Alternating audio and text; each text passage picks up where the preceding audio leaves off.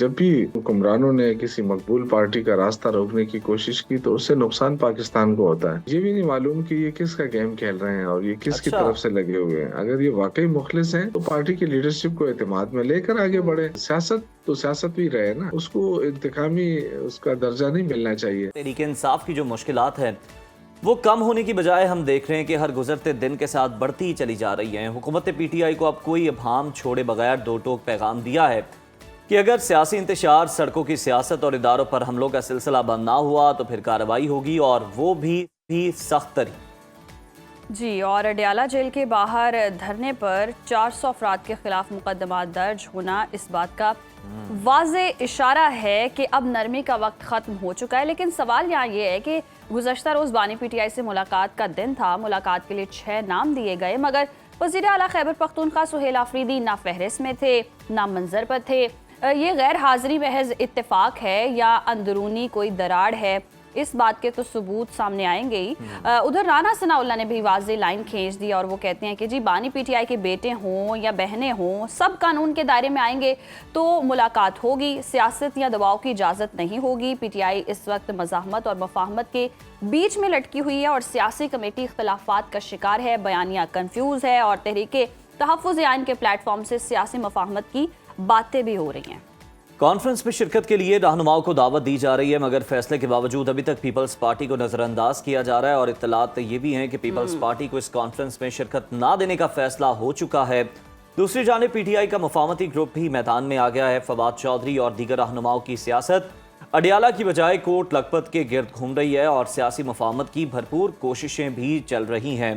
इसी तमाम तर सूरत हाल पर डिस्कशन कर लेते हैं। हमें ज्वाइन किया है सीनियर रहनुमा पाकिस्तान तहरीक शौकत यूसुफजई साहब ने। बहुत शुक्रिया शौकत यूसुफजई साहब आपके वक्त का। सर, सबसे पहले तो हमें ये बता दीजिएगा कि कुछ बातें सुनने को मिल रही हैं कि बैकडोर राब्ते हो रहे हैं। कोट लखपत जेल जो है वो मुलाकातों का मरकज़ है। शाह महमूद कुरैशी भी एक्टिव हैं और भी फवाद चौधरी के अलावा भी 2-3 नाम सामने आ रहे हैं, महमूद मौलवी का भी। क्या हो रहा है? क्या वाकई कोई डिस्कशन हो रही है, बातचीत हो रही है पसे पर्दा? बिस्मिल्लाह, बहुत शुक्रिया। देखिए, अभी तक तो जो कोशिश हो रही है हुकूमत की कि वो कोई स्पेस ना दे तहरीक इंसाफ को जी, और यही सबसे खतरनाक बात है, क्योंकि जब भी किसी हुक्मरानों ने किसी मकबूल पार्टी का रास्ता रोकने की कोशिश की तो उससे नुकसान पाकिस्तान को होता है। हम तो एक्सपेक्ट करते हैं कि सियासत होती रहती है और सियासत को सियासत ही रहने दिया जाए, इंतकाम में ना बदला जाए। जी, और इस वक्त जो कुछ हो रहा है वो बिल्कुल इंतकामी कार्रवाई हो रही है कि आप सारे अपोजिशन लीडर तमाम असम्बलियों के आपने डिस्क्वालीफाई कर दिए और ये डिस्क्वालिफिकेशन का सिलसिला जारी है। अभी बहुत सारे एमपीएस को और इनको नोटिस जारी हो रहे हैं कि जी आपके खिलाफ ये कैसे, आपके खिलाफ वो कैसे। तो ये सिलसिला जो है आई थिंक कि गैर जमहूरी है और जितना ये रहेगा अनसर्टेनिटी रहेगी, अदम सियासी इस्तेहकाम रहेगा, मुल्क जो है वो इसका मुतामिल नहीं हो सकता। इस वक्त जो माशी बहरान है, जो तवानाई का बहरान शौकत है, साहब बिल्कुल सर, हमारे ये कारखाने चीज़ें बंद हो रहे अपनी हैं। जगह पर मौजूद हैं, रिपोर्ट भी होती रहती हैं। लेकिन ये बताइएगा कि ये जो सर हम आपसे ये जानना चाह रहे हैं कि मुज़ाकरात की ये जो कोशिशें हो रही हैं, तहरीक इंसाफ इन्हें बैक कर रही है या ये लोग जो हैं ये अज खुद ये कोशिश कर रहे हैं कि कोई रास्ता निकाला जाए इमरान खान के लिए? देखिए, ये मेरा जाती राय है, पार्टी का तो मुझे नहीं पता है, लेकिन मेरी जाती राय ये है कि जो लोग इस वक्त दावे कर रहे हैं कि जी हम कोशिश कर रहे हैं, जी, तो उनको चाहिए था कि सबसे पहले पार्टी को एतमाद में लें। सही।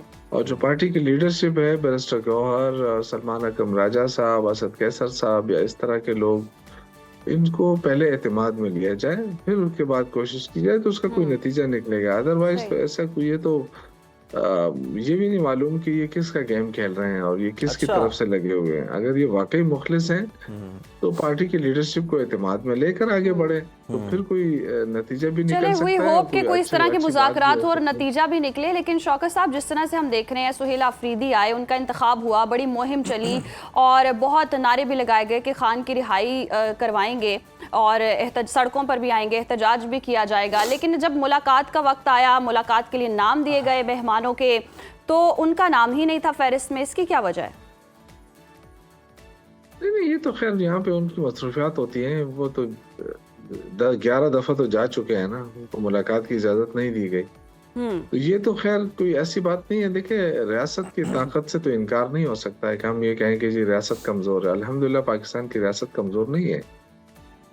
लेकिन ये कि क्या ये ताकत जो है हम अपने अवाम के खिलाफ इस्तेमाल करें, जो उस दिन हुआ अलीमा खान साहिबा और उनकी जो टीम थी, जिस बेदर्दी के साथ उन पे तशद्दुद हुआ, वाटर कैनन के साथ केमिकल ज़दा वाटर फेंका गया।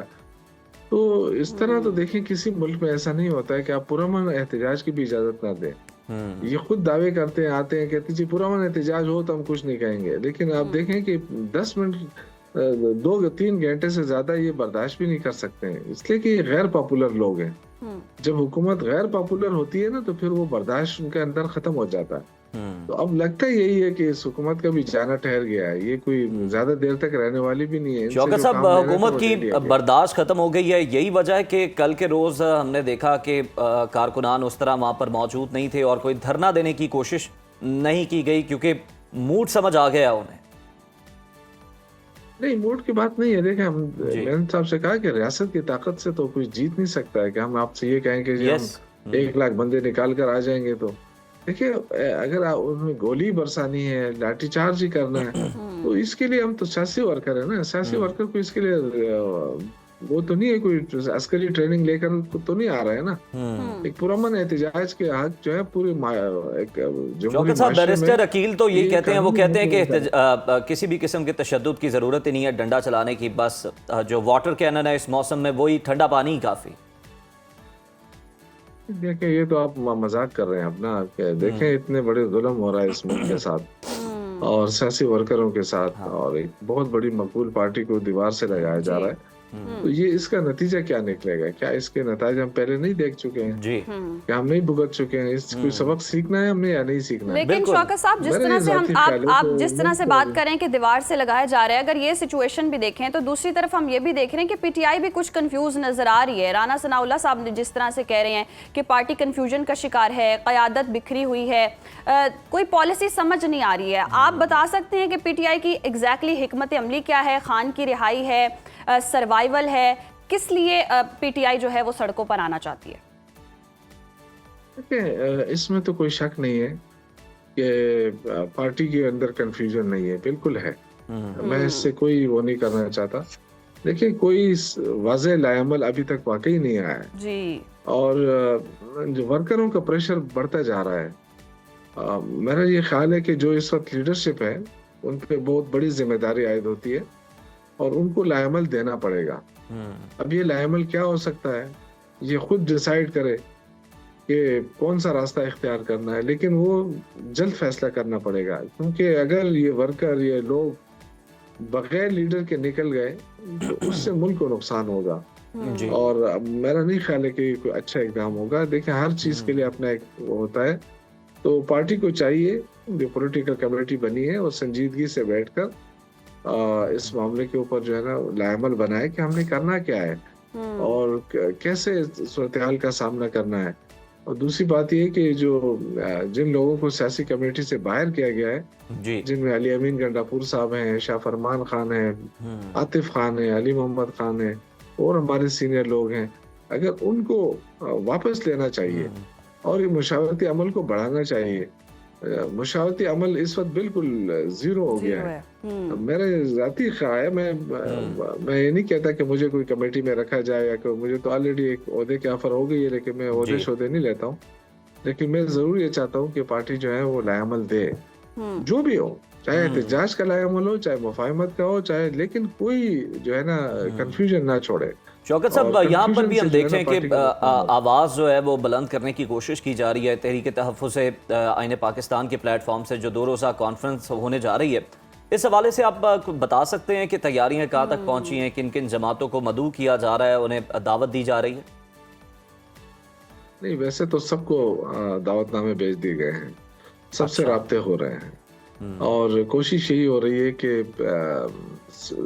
जितनी भी सियासी जमातें हैं उनके साथ बैठकर कोई ऐसा लाएमल अपनाया जाए जिससे सियासत डिरेल ना हो और जमहूरियत डिरेल ना हो। तो ये कोशिश हो रही है, अच्छी कोशिश है। मैं तो शौकत साहब, इस कोशिश में ये भी सुनने में आ रहा है कि इस कॉन्फ्रेंस में पीपल्स पार्टी भी शिरकत करेगी, उसको भी दावत दी जाएगी? जी, जी, ऑलरेडी जितनी भी पॉलिटिकल पार्टीज़ हैं, देखिए हम तो चाहते हैं कि सियासत तो सियासत भी रहे ना, हम्म। उसको इंतकामी उसका दर्जा नहीं मिलना चाहिए। जो देखिए गलतियाँ तमाम जमातों से हुई हैं इस मुल्क में, कोई ऐसा नहीं है कि हर लीडर से गलतियाँ हुई हैं। लेकिन मेरा ये ख़्याल है कि अगर हम अपनी गलतियों से सीख लें और मुल्क को आगे ले जाने का भी सोचें, इस वक़्त आपकी जी। मईशत जो है वो गिरी हुई मईशत है। आप नहीं उठा सके उसको, इमरान खान की हुकूमत तो ख़त्म कर दी, लेकिन महँगाई को आप कम नहीं कर सके। आपने कोई नए कारखाने नहीं खोले, बल्कि 100 से ज़्यादा कारखाने तो पंजाब में बंद हो गए, लोग बेरोज़गार हो गए। तो मईशत का तो बेड़ा गर्क हो गया है, क्योंकि एक्सपोर्ट आपकी कम हो रही है। तो मेरा कहने का मकसद ये है कि आप इमरान खान को हटाने के बाद भी आप मुल्क जी। को तरक्की पर नहीं ले जा सके हैं, तो फिर आगे क्या होगा? हम कर्जे ही लेते जाएंगे। कर्जे तो ऑलरेडी 76-77 हजार अरब पे पहुंच गए हैं। बिल्कुल, हमारे कर्जे कौम जो बढ़ते है ही वो जा रहे कर्जों हैं। के बोझ तले तो दबी हुई है, ये मुल्क भी। शौकत साहब, आपकी बात ठीक है सर। इस पर भी आपका कमेंट चाहूँगा कि हम देख रहे हैं कि सुहेल आफरीदी साहब कोशिश करते हैं मुलाकात करने की, 11 दफ़ा वो जा चुके हैं जब से वज़ीर आला मुंतखब हुए हैं। लेकिन अब आपको नहीं लगता कि कल जो रावलपिंडी की अदालत में उन्हें इश्तिहारी करार देने की, उनको, मीना खान को और उनके साथियों के खिलाफ जो इश्तिहारी करार देने की कार्रवाई शुरू हुई, उसका आगाज़ हुआ, तो अब कुछ मुश्किलात पेश आएंगी उनको अडयाला का रुख करते हुए? देखिए, ये तो मैं आपसे यही तो अर्ज कर रहा हूँ ना कि स्पेस जी। खत्म होती जा रही है। आहिस्ता आहिस्ता देखें, जो भी इमरान खान से मुलाकात की इजाज़त चाहता है, या जो भी इमरान खान से करीब होने की कोशिश करता है या उसके लिए कोशिश करता है, तो उनके खिलाफ मुकदमे आप देखें ना, कितने लोगों के खिलाफ मुकदमे। यानी एक तो अवामी अदालत लगी थी 8 फरवरी को। जी। उस 8 फरवरी को तो जिन जिन लोगों को अवाम ने वोट दिया, उन सबको तो चुन चुन कर अब हटाया जा रहा है, उनके खिलाफ मुकदमे बनाए जा रहे हैं। तो मेरा ज़ाती ये राय है कि अब होगा क्या, या तो लोगों को एंगेज किया जाए ना, हमारी जो एस्टेब्लिशमेंट है वो खुद इस बात पे जी। सोचे कि जिस हुकूमत को वो बेक कर रही है, क्या वो डिलीवर कर सके हैं? वो डिलीवर नहीं कर सके, उनमें इतनी इस्तात नहीं है, तो आगे जाके होगा क्या? मेरा तो ज़ाती राय है कि कोई ऐसा माहौल बनाया जाए जिसमें सियासी डायलॉग हो बिल्कुल दुरुस्त फरमा रहे हैं और आप शौकत मामलात साहब को कि अच्छी ऐसा तरह माहौल बढ़ाएं। बनना चाहिए कि मुल्क बेहतरी की तरफ जाए, सियासतदानों को इकट्ठा होना चाहिए, मुल्क की बेहतरी के लिए सोचना चाहिए। लेकिन हम देखते आ रहे हैं कि इंतकामी सियासत का सिलसिला थमने का नाम नहीं ले रहा। जब वो लोग इक़्तिदार में थे तब भी इंतकामी सियासत थी, ये लोग इक़्तिदार में तो भी इंतकामी सियासत है, तो आखिर ये सिलसिला फिर रुकेगा कब? देखिए, मैंने आपसे कहा ना कि अगर हमसे गलतियां हुई है तो बिल्कुल हमें एक्सेप्ट करना चाहिए कि जी ये गलतियां हुई। जिस तरह शहजाद अकबर जो हमने लॉन्च किया था, जी। आई थिंक ये हमारा बहुत ही गलत फैसला था। अच्छा। और बुजदार भी सर। बहुत सारी और भी गलतियां हुई होंगी, लेकिन मैं ये समझता हूँ कि अगर हमने इन गलतियों को ही दोहराना है तो मुल्क के लिए तो नुकसानदायक है। हम सब देख रहे हैं कि मुल्क नीचे जा रहा है। आप बेशक उड़ान की बातें जी। करें, लेकिन जिस मुल्क की मईशत जो है वो उड़ान में ना हो, और ऐसे ही है। तो वो बड़ा मुश्किल हो जाता है। सिर्फ आप कर्जे लेके अपने मुल्क को चला रहे हैं, स्टॉक एक्सचेंज को आप थोड़े अरसे के लिए बड़ा वो कर देते हैं कि जी क्योंकि नया पैसा आ गया है अकाउंट में, तो लेकिन ये पैसा जा रहा है कहाँ? क्योंकि इसमें करप्शन भी बहुत ज्यादा हो रही है। तो मैं उन तमाम एस्टेब्लिशमेंट हो या वो तमाम लोग जो इस मुल्क के खैरख्वाह हैं, वो ज़रूर देखें कि हमें हमारे अंदर क्या मुश्किलात कहाँ आ रही है, खामी कहाँ आ रही है, कहाँ पे हम नुकसान उठा रहे हैं। सही। अब मजीद नुकसान उठाने सर के वो तो लिए बार बार हमें निशानदेही सबक यही भी कर रहे हैं करना कि 9 मई वाला मामला है, आप उस पर एतराफ़ करें, माफ़ी मांगे और आगे बढ़ें। इसी तरह मामलात आगे जा सकते हैं। निशानदेही तो वो कर रहे हैं। नहीं, ये निशानदेही नहीं है। ये तो देखें अच्छा। ना, अगर उस वक्त जो मुतालबा हो रहा था कि जी जुडिशल कमीशन बना के इन तमाम चीज़ों का, अब आप मुझे बताएं कि इतने अरसे बाद अब सीएम बन गया, और सीएम बनने के बाद वहाँ से वफाकी वज़रा प्रेस कॉन्फ्रेंस शुरू करते हैं कि जी इनका दहशतगर्दों के साथ ताल्लुक है और ये फंडिंग करते हैं। अब आप अंदाज़ा करें कि एक बंदा जो है वो कितने अरसे से सियासत कर रहा है, फिर वो बलदियाती इलेक्शन भी लड़ चुका है, फिर एमपीए भी बन चुका है, फिर मिनिस्टर भी बन चुका है। जब वो वज़ीर आला बनता है तो उसके खिलाफ एक मुहिम शुरू हो जाती है। तो ये कहने का मकसद है कि देखिए जस्टिस जहांगीरी के साथ क्या हो रहा है आपको पता है। तो अभी तक वो ठीक ठाक था, लेकिन जैसे ही वो अपने फैसले पे अड़ गया तो उसके साथ क्या सलूक हो रहा है, ये इस मुल्क के अंदर ये चीजें अब खत्म होनी चाहिए। मैं तो रिक्वेस्ट कर सकता हूँ। बिल्कुल, मुल्क के ये लिए मामला दिल हुआ, दुखता कल है के रोज़ कि ये फैसला आया, लेकिन उनके पास अपील का हक मौजूद है, वो जा सकते हैं और देखते हैं कि उनकी अपील पर क्या फैसला होता है। आप सही कह रहे हैं कि जो माहौल है उसमें बेहतरी की गुंजाइश है।